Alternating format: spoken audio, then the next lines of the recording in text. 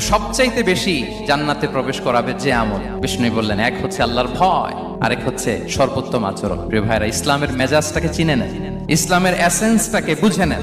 আমরা ভালো আচরণকে গুরুত্ব দিতে চাই না। অনেক নামাজি লোক দেখবেন নামাজ পড়তে পড়তে কপালে কালো দাগ ফেলে দিচ্ছে, বাসায় বউয়ের সাথে খারাপ আচরণ করে, খিটখিটে মেজাজের, প্রতিবেশীর সাথে শুধু ঝগড়া, কলিগদের সাথে ঝগড়া, মারামারি, দুঃসম্পর্ক, এরকম আছে না? নাই বলেন, আছে না? কিন্তু নামাজি, অনেক বড় হাজি, একদিনও কোরআন তেলাওয়াত মিস হয় না।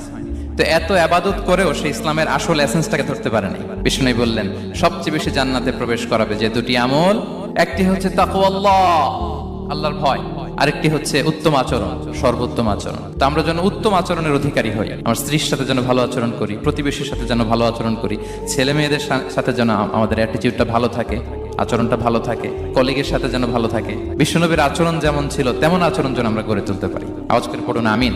সুনানে আবু দাউদের এক